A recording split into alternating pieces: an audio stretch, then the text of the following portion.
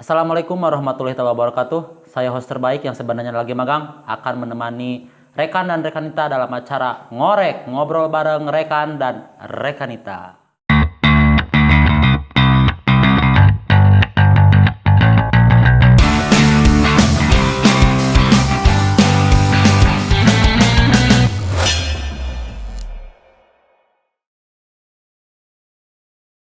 Assalamualaikum warahmatullahi wabarakatuh. Berjumpa lagi bersama saya dalam acara ngorek ngobrol bareng rekan dan rekanita. Saya host terbaik yang sebenarnya lagi magang, dan pada kesempatan malam ini saya sudah ditemani oleh salah satu rekan, Ibnu, yang sangat luar biasa sekali. Beliau adalah rekan Aji dari PAC Salopa. Oke, sebelum kita banyak hal yang akan ditanyakan kepada rekan Aji ini mungkin teman-teman Ibnu, rekan-rekan Ibnu, rekanita PPNU sudah mengenalinya lah. Beliau ini adalah salah satu artis dari film Sebuah Alasan. Namun sayang ratingnya tetap kalah sama Elpas. Oke, bagi kalian yang belum mengetahui bagaimana beliau memerankan film Sebuah Alasan, maka lihatlah cuplikannya sebagai berikut. Kurang teh. Nah kakak urang. Maneh nu tadi tengah Bandungan. Kurang kumaha tadi ibu diharap sakitu tarik tengah bejaan. Nyecul. Ya puguhan Aji mah. Dan ya itulah sangat luar biasa sekali rekan Aji ini. Beliau sangat sukses sekali memerankan sebagai Arul ya waktu itu. Ya. Sebagai Arul yang sangat luar biasa sekali.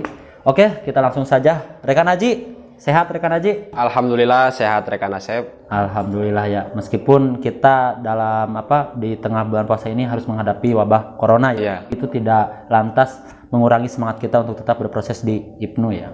Jadi kita berinteraksi lewat sosial media gitu. Karena di hari ini kita tidak bisa melakukan apapun tanpa media kan. Oke, rekan Aji, Anda sekarang mungkin sudah dikenal oleh banyak kalangan dan rekan-rekan Ibnu bahkan se-Indonesia kali ya. Dan mungkin masih minim sekali atau masih belum ada yang tahu sosok rekan Aji ini dulunya seperti apa gitu kan. Maka kita akan tanya sekarang. Rekan Aji, sebelum masuk ke Ibnu, perjalanan Anda seperti apa? Oke baik, sebelum saya berproses di Ikatan Pelajar Nahdlatul Ulama, dulu saya memang ini berbicara tentang daerah saya sendiri ya. Daerah saya sendiri itu bisa dikatakan daerah yang menjadi tuntutan moral bagi diri saya pribadi. Karena mengapa? Karena di daerah saya itu ada lembaga pondok pesantren yang amat besar, sampai terkenal lah di Indonesia bahkan di luar gitu kan. Di pondok pesantren Baitul Hikmah sendiri, di sana mungkin ketika dulu saya lulus dari bangku SD, saya melanjutkan pendidikan di pondok pesantren di Baitul Hikmah dari mulai SLTP, MTS hingga sampai SMA. Ya keseharian saya dulu memang ketika di samping sekolah saya mengaji ala santri kodok itu gimana gitu kan. Mengaji santri kodok itu sakadaik lah. Sakadaik. Kalau bahasa Indonesiana apalah sakadaik itu? Sekemaunya gitu ya, semaunya aja itu gitu. Itu istilah daripada identik istilahnya santri kodok itu sendiri. Santri kodok. Jadi ngaji paling bisa ngaji itulah hanya malam saja. Dan paginya mungkin ya dulu kan duduk di bangku SLTP, di MTS, di SMA, mungkin tantangan bagi orang-orang pribumi sangatlah susah ketika kita berpendidikan di satu lembaga yang memang lembaga itu ada di daerahnya sendiri. Itu sudah menjadi hukum alam lah. Ketika rekan Asep sendiri mungkin seperti itu. Ketika rekan Asep berpendidikan di dunia pesantren yang pesantrennya itu sendiri ada di daerahnya sendiri, mungkin berapa orang lah yang mondok gitu kan. Iya, santri kalong. Jadi ya kalau di sana santri kalong, kalau saya istilahnya santri kodok gitu kan. Ngaji sakadai gitu. Udah intinya santri aja lah. Intinya santri lah gitu. Jadi sebelum saya beribnu ya saya di pesantren dan sekolah lah di pondok pesantren Baitul Hikmah sendiri. Ya mungkin itu sebelum saya berproses. Jadi sebelum Aji beribnu, beliau itu adalah seorang santri, mungkin notabene santri kodok kata dia. Dia mengakuinya loh santri kodok gitu kan. Terus bagaimana kemudian Aji ini bisa bergabung ke Ibnu gitu? Padahal kan Aji ini seorang santri gitu kan. Nah, caranya seperti apa waktu itu? Mungkin mungkin ini berbicara tentang latar belakang saya berproses di Ikatan Pelajar Nahdlatul Ulama. Nah, ketika dulu 2018 lah, 2018. Namun sebelum-sebelumnya saya sudah mengetahui, mengenal lah apa itu IPNU, sudah banyak kan. Dikarenakan mengapa di daerah saya sendiri itu ada sesosok motivator yang bisa dikatakan juga seseorang yang memberangkatkan saya untuk bisa bergabung di Ikatan Pelajar Nahdlatul Ulama. Jadi rekan Aji ini mungkin termotivasi ya, karena ada salah satu ketua cabang yang berasal dari Salopa, Haur Kuning, melihat beliau pergerakannya seperti apa, kok dia bisa, padahal secara faktor ekonomi atau keluarganya dia biasa-biasa aja, tapi dia mampu, dan dari sana Anda tergugah tertarik. Oke, sangat luar biasa sekali ya untuk rekan Aji ini. Terus tanggapan dari keluarga nih, karena kan apalagi anak-anak yang sudah keluar sekolah itu mungkin keluarganya pengen kerja gitu kan, cari duit, cari penghasilan untuk keluarga. Nah, tanggapan keluarga sendiri setelah rekan Aji memutuskan untuk bergabung ke IPNU sehingga sampai ini masih tetap ber-IPNU, itu seperti apa tanggapannya? Ya mungkin sebelum saya berbicara lebar mengenai tanggapan kedua orang tua saya ataupun keluarga saya ketika saya berbasis di IPNU, memang pertama saya mengikuti kaderisasi di IPNU dan saya terjun ke dalamnya. Dari pihak keluarga saya sendiri tidak terlalu mempermasalahkan perusahaan saya di IPNU, karena secara pergerakan saya masih minim lah. Saya dulu masih mengikuti kaderisasi di daerah saya sendiri. Nah, ketika dulu saya beres di kaderisasi di Lakmud di Salopa, saya itu pernah diajak oleh rekan-rekan cabang supaya bisa mengawal kaderisasi di daerah Kabupaten Tasikmalaya. Waktu itu saya berangkat dari Salopa, dari Haur Kuning, bersama rombongan dari pondok pesantren, dan kebetulan pada saat itu ada yang mau mengikuti Makesta. Pada akhirnya saya memberangkatkan rekan-rekan ke daerah tersebut untuk bisa mengikuti, dan saya ikut ke sana.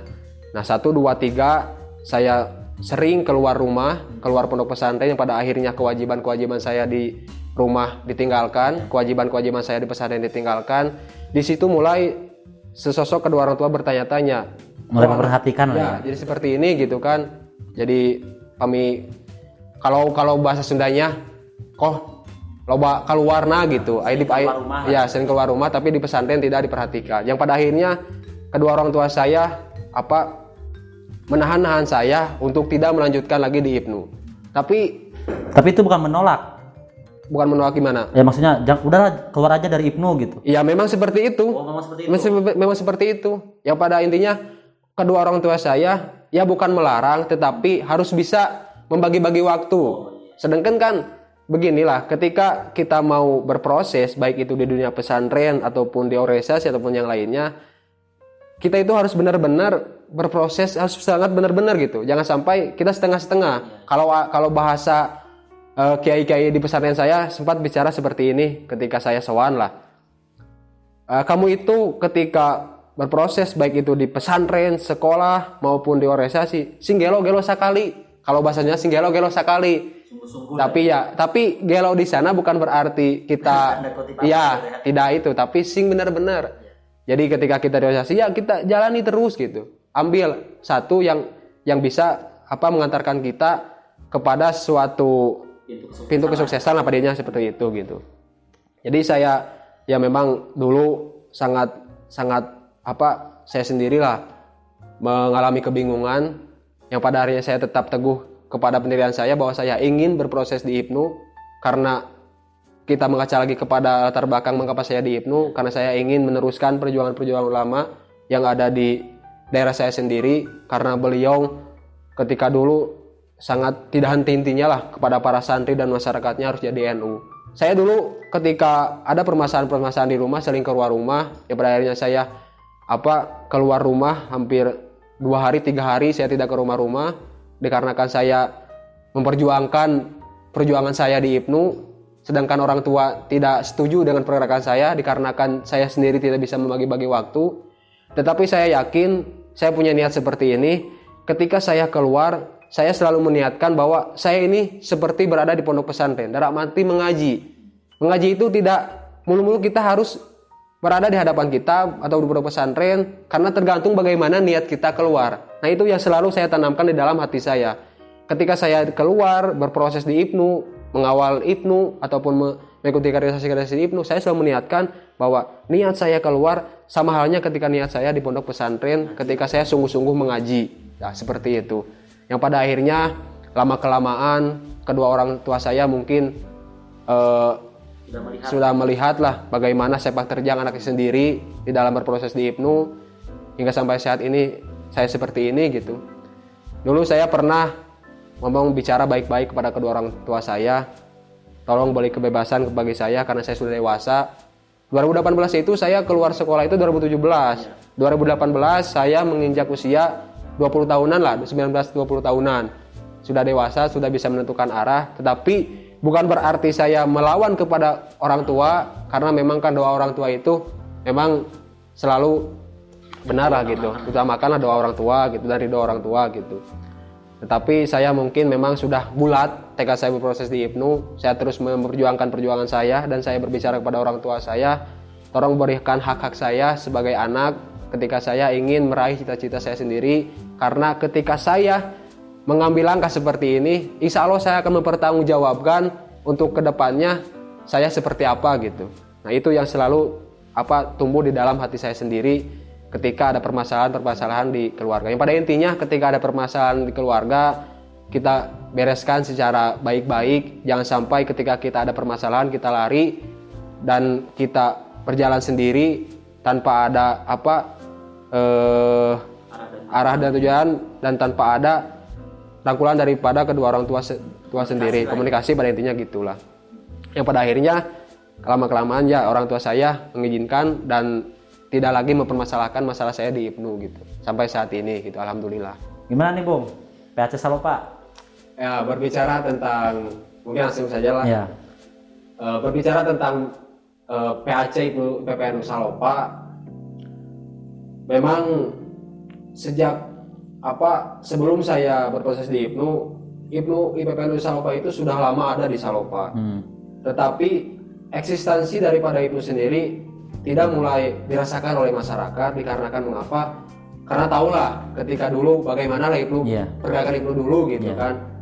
Nah, sebelum saya menjadi ketua IPNU, saya pernah mendengar ada beberapa para ketua sebelum saya, ada dua lah yang saya ketahui.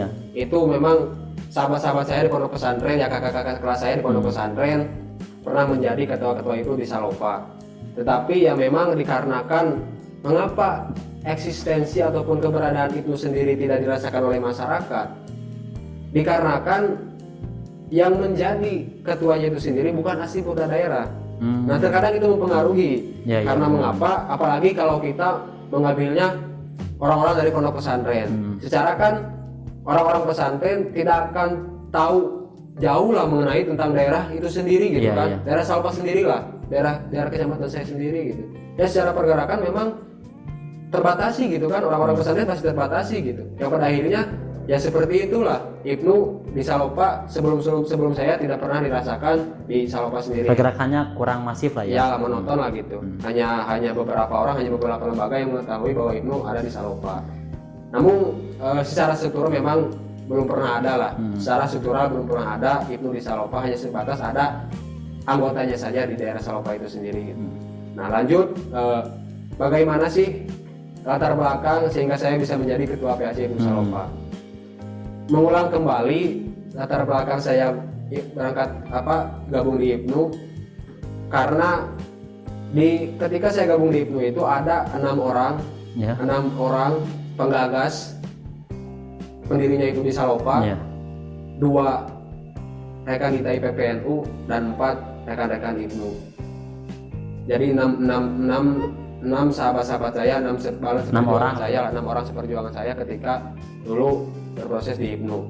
Nah, ketika dulu saya beres kaderisasi di Salopa, saya sempat berdiskusi lah ataupun merumuskan bagaimana nanti IPPNU ke depannya. Dan pada saat itu saya juga langsung rapat atau apa? Iya, rapat bersama 6 orang itu dan langsung dihadiri oleh ketua cabang yang merupakan asli Polda daerah Salopa, yang merupakan asli Polda dari Hot Kuning sendiri. Waktu itu merumuskan tentang bagaimana nanti Ibnu ke depannya. Ya pada akhirnya di situ hasil rapat di situ saya ketika itu orang yang paling tua dikarenakan dikarenakan keenam itu Di antara 6 orang ini 6 ya. orang itu ada adik-adik tingkat saya, di pondok pesantren. Ya pada akhirnya ke 5 orang itu sudahlah akan saja yang menjadi ketua Ibnu ataupun yang menjadi panitia. Nah, ketika dulu saya beres laku, saya langsung merumuskan, ayolah kita mengadakan makesta saja langsung gitu kan, karena memang itu merupakan RTL juga dari laku, jadi RTL-nya harus bisa mengadakan makesta. Nah, pada saat itu saya merumuskan dan saya saya bertanya-tanya kepada rekan-rekan di cabang bagaimana sih caranya kita mau mendirikan makesta Ibnu, gitu ya. mau mendirikan Ibnu mau makesta. Nah, dikasih arahan oleh rekan cabang harus ke ini, harus ke itu, misalnya Bapak komunikasi, silaturahmi. Pada akhirnya dari ke-6 orang tersebut saya mengajak ke-6-nya ayo kita bersilaturahmi ke MSN Musalopa, ke Suriah dan jajarannya yang lain, Bandung-Bandung yang lainnya gitu. Kita menggagas, kita adakan Ibnu di Salopa. Nah, ya pada akhirnya ketika saya bersilaturahmi memang sangatlah bagus lah tanggapannya gitu ya. Ya, respon-respon dari orang tua. Tentunya dari Ketua Tanfi sendiri, beliau sempat bicara kepada saya dan rekan-rekan saya. Beliau bicara seperti ini. Dulu ketika ketika saya berposisi di sini, saya mau komunikasi ke sini susah. Responnya sok lah kumaha maneh gitu. Terserah aja. Ya gitu. terserah, mau ke sini sama gimana sayanya saja, gimana bagusnya saja. Ke sini sama seperti itu karena memang dulu lah bagaimana sih Ibnu dulu gitu kan sama sekarang gitu. Yang pada akhirnya beliau memberi ruang semangat kepada saya sendiri, sok kamu berproses di Ibnu, dirikan Ibnu di Salopa, ngan nitip. Jadi yang dititipkan oleh beliau itu jangan itu sekarang, jangan sampai seperti itu yang dulu. Hanya ada di satu titik. Yang pada akhirnya kita harus bisa menyeluruh. Dalam artian seluruh elemen-elemen di daerah-daerah di Salopa harus bisa kerangkul oleh rekan-rekan Ibnu, oleh rekan-rekan yang pergerakannya harus masif lah ya. Ya gitu. Jangan hanya sebatas ada di satu titik saja. Dan di tangan Anda saat ini masif pergerakannya.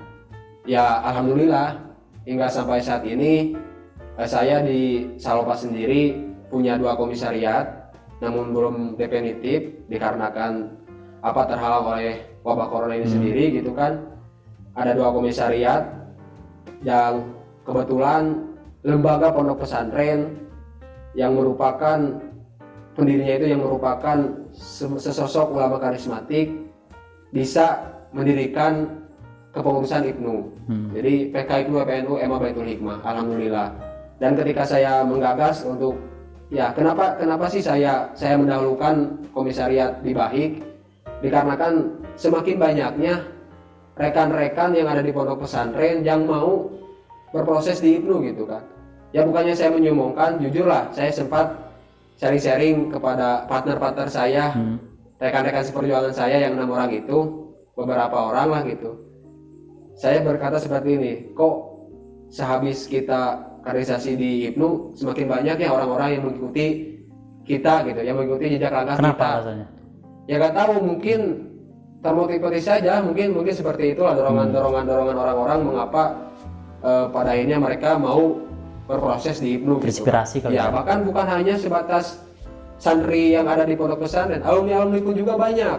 Oh, alumni Bahik banyak yang mau berproses di Ibnu gitu kan. Saya sering melihat lah di medsos gitu kan, dan sering ada yang bertanya, Kang saya mau ingin berproses itu, ya silakan disesuaikan daerahnya saja lah gitu. Alhamdulillah mungkin ini hikmah ketika saya berproses itu dan banyak yang melanjutkan ataupun mengikuti saya berproses di Ibnu gitu kan. Tanggapan dari pesantren, dari pimpinan pesantren seperti apa? Karena kan pesantren itu identik dengan kurangnya waktu kita untuk keluar, kurangnya waktu gitu. Tanggapannya seperti apa? Ya mungkin jujurlah saya merasa bangga sekali saya berproses di Ibnu. Kenapa saya berbicara bangga ketika saya berproses di Ibnu? Karena jauh sebelum saya berproses di Ibnu, ruang-ruang berdialog dengan pimpinan pesantren ataupun dengan kiai pesantren yang ada di pondok pesantren Baitul Hikmah sangatlah minim lah. Bahkan saya malu gitu. Saya malu ketika mau berbicara dengan pimpinan pesantren ya ataupun silaturahmi, sangatlah malu. Karena kenapa? Karena ya mungkin ketika dulu saya belum tahu, belum apa bagaimana sih kita mau bersilaturahmi dan apa yang harus kita lakukan gitu ketika bersilaturahmi gitu. Nah, ketika saya berproses di IPNU memang pimpinan-pimpinan pesantren dan juga kiai-kiai di pesantren sangat merasa bangga sekali ketika ada putra daerahnya asli daerah situ yang bisa berproses di IPNU. Ya mungkin sebelum saya seperti ini dan sebelum PAC IPNU IPN Salopa hingga sampai saat ini tidak terlalu ada sorotan apa atau sanjungan-sanjungan yang sangat luar biasa dari berbagai pihak ataupun dari pimpinan pesantren ataupun dari keluarga-keluarga pesantren karena memang dulu pergerakannya masih minim. Nah, ketika seiring berjalannya waktu banyak pencapaian yang saya bersama rekan-rekan di PAC jalankan. Alhamdulillah respon dari kiai-kiai pesantren, dari pimpinan pesantren di baiklah gitu. Sangat mendukung. Sangat mendukung karena memang Haur Kuning itu notabene Nahdlatul Ulama gitu kan. Basisnya Nahdlatul Ulama gitu kan. Kuat dengan keNU-annya gitu. Oke. Nah, seperti itu rekan saya. Oke, sangat menarik sekali dari pembicaraan rekan Haji ini. Tadi disebutkan bahwa beliau ini sudah mempunyai 2 komisariat. Kita akan tanya, sudah ada berapa anggota PAC dari Salopa? Ya, anggota dari PAC Salopa dulu kan saya itu mengadakan Makesta itu 2018 bulan Februari kalau nggak salah. Bulan Februari pertama saya mengadakan Makesta di Salopa.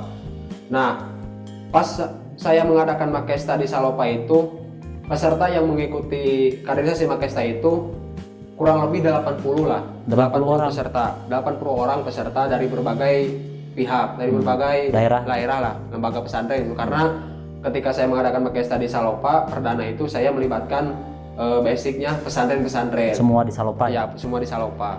Banyak lah dari beberapa pesantren ada yang mengirimkan santrinya untuk bisa mengikuti kaderisasi Makesta dan ya 80 orang. Nah, seiring berjalannya waktu banyak ya yang dikatakan saya tadi bahwa ketika saya berproses di IPNU, ketika saya mengadakan Makesta di Salopa, ternyata rekan-rekan santri yang ada di pondok pesantren makin banyak yang berbondong-bondong ingin berproses di IPNU, yang pada akhirnya mereka mengambil langkah mengikuti kaderisasi Makesta itu bukan di daerah Salopa, tetapi ada yang di daerah Manunjaya, ada di daerah Cineal, jadi keluar lah. Mereka juga berkata, kan saya mau ikuti Makesta tapi kan di Salopa sudah. Silakan kalau nanti ada Makesta di luar silakan mengikuti. Karena tidak apa-apa lah. Walaupun kalian ada di Haur Kuning, kalian mengikuti Makesta di Jawa Tengah ya tidak apa-apa lah gitu. Nah, akhirnya ketika saya beres Makesta di Salopa, banyak rekan-rekan santri yang mengikuti Makesta walaupun di luar gitu kan, di daerah Manunjaya, Cineam, di luar lingkup Kabupaten Tasik, bahkan ada yang di luar Kabupaten Tasik. Di Pangandaran ada ketika dulu itu. Sejauh itu Di Pangandaran itu ada hampir 6 orang lah yang mengikuti kaderisasi Makesta di Pangandaran. Ya mungkin mereka juga tujuannya mereka pertama termotivasi dan ingin sama seperti rekan-rekan yang lainnya lah berproses di IPNU dan mungkin ya kalau bicara tentang santri-santri Haur mungkin sama lah dengan saya pribadi yang melatar belakangi mereka mengikuti di IPNU itu yaitu ingin mewujudkan cita-cita daripada pendiri pesantren Baitul Hikmah sendiri, yaitu harus jadi NU. Nah, amanah dari pondok pesantren Baitul Hikmah sendiri seperti itu. Ya mungkin kalau berbicara tentang anggota hingga sampai saat ini kalau dihitung-hitung adalah 150 anggota IPNU PNU. Adalah. Wow. 150 anggota IPNU PNU. Namun ya tadi dikatakan tadi juga karena kalau basic pesantren itu ya orang-orang pesantren itu tidak akan selamanya ada di pesantren, suatu saat bakal pulang. Nah, mungkin ketika sekarang beres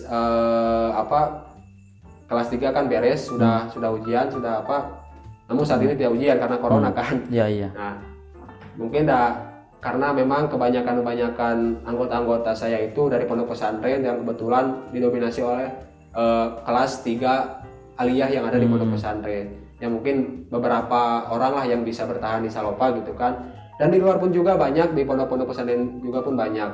Nah, selain di Baik itu, kemarin kita mengadakan Makesta di Pondok Pesantren Alisan Panjiraman. Dekatlah dengan pesantren Baitul Hikmah.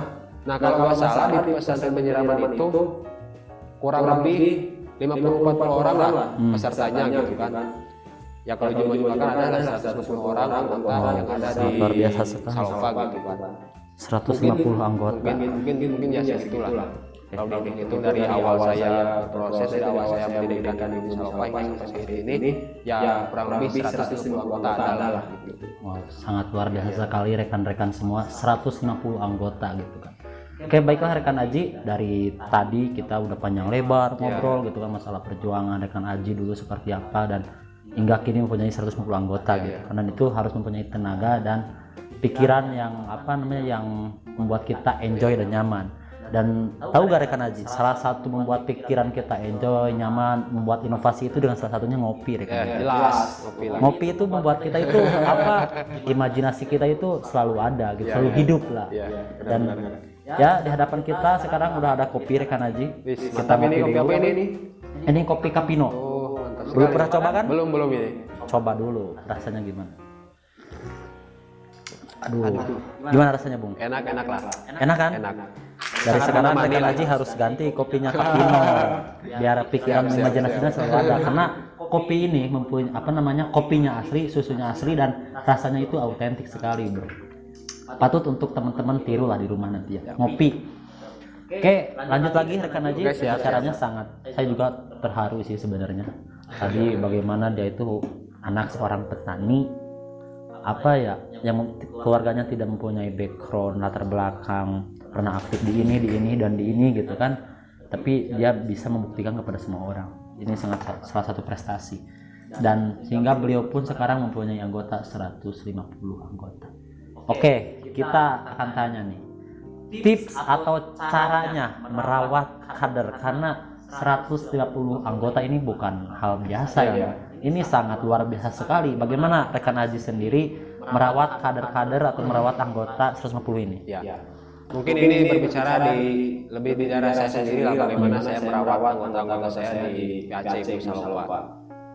Memang berbicara tentang perawatan terhadap anggota-anggota Ibnu PNU yang ada di daerah saya sendiri itu sangat susah lah. Mengapa saya berbicara susah? Karena seperti ini, ketika kita beres mengadakan kaderisasi, ya kalau jumlah kuantitas di dalam kaderisasi itu memang banyak, hampir dari 80-70 orang, tetapi yang menjadi kaderisasi sebenarnya itu adalah pasca kita mengadakan pesta, yaitu follow up, perawatan. Bagaimana sih kita bisa merawat rekan-rekan yang ada di bawah gitu kan? Supaya tetap beribnu. Ya secara kan sekarang anggota saya sendiri ada hampir kurang lebih 150 anggota. Nah, mungkin seperti inilah kalau di daerah Salopa ya, di daerah Salopa, di daerah saya sendiri, di Aceh saya sendiri, kalau di Ibnu gitu kan. Kalau di Ibnu saya ada yang namanya malam Jumat literasi. Malam Jumat agenda rutin malam Jumat literasi. Jadi setiap malam Jumat kita mengadakan literasi lah. Namun sebelum kita mengadakan literasi, terlebih dahulu memang kita menjaga tradisi Amaliyah NU gitu lah, dengan yasinan lah, dengan harapan lah. Dan yang lainnya. Ya, baru setelah itu kita melanjutkan lebih kepada sharing-sharing lah, membuka cakrawala pandang rekan-rekan yang ada di bawah gitu kan.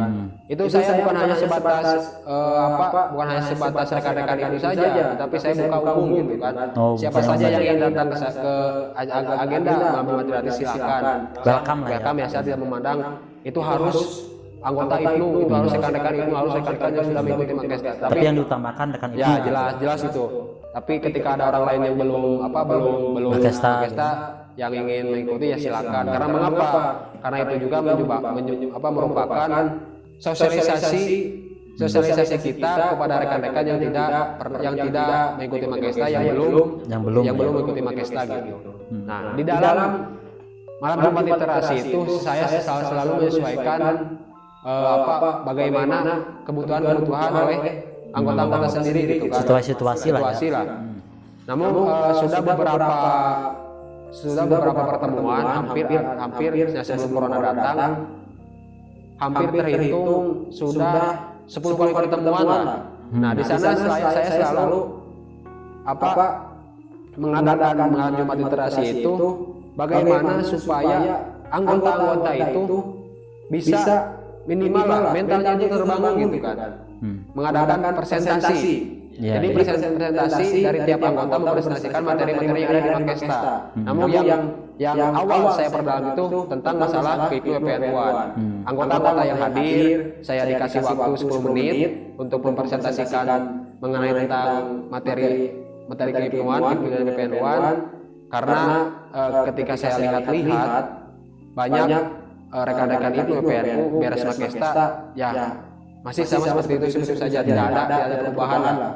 Saya pernah mengecek dari mulai saya mengecek siapa pendiri IPNU, tujuan IPNU apa dan yang lainnya, ternyata mereka masih tidak bisa menjawab. Itu mereka itu orang-orang yang memang sudah mengikuti Makesta. Nah, itu merupakan apa cara saya supaya ketika sering kita mengadakan rutinan malam Jumat literasi yang teknisnya saya selalu melakukan presentasi setiap anggota dan saya hadir di sana gitu. Alhamdulillah adalah beberapa orang yang memang mulai ada perubahan lah. Tapi saya tidak memaksakan mereka harus seperti apa karena kembali lagi kepada diri masing-masing lah. Berbicara tentang kita ini mau seperti apa ke depannya itu kembali kepada diri mereka masing-masing. Saya sendiri tidak menjamin mereka sukses karena yang menjamin mereka sukses adalah diri mereka masing-masing gitu. Yang menentukan. Saya hanya sebatas membuka pintu gitu. Seperti itu. Nah, di samping itu kan memang itu agenda yang rutin lah, agenda rutin. Nah, saya juga pernah lah merawat anggota itu, pernah mengadakan futsal. Jadi melalui futsal saya merawat secara emosional lah, membangun emosional kepada rekan-rekan yang ada di bawah gitu. Kadang saya terjun ke lapangan gitu. Nah, ini yang paling penting. Yang paling penting ketika kita merawat anggota itu, kita jangan menunggu-nunggu mereka datang kepada kita, tetapi kita yang harus terjun ke bawah. Door to door lah, menjemput bola ke bawah.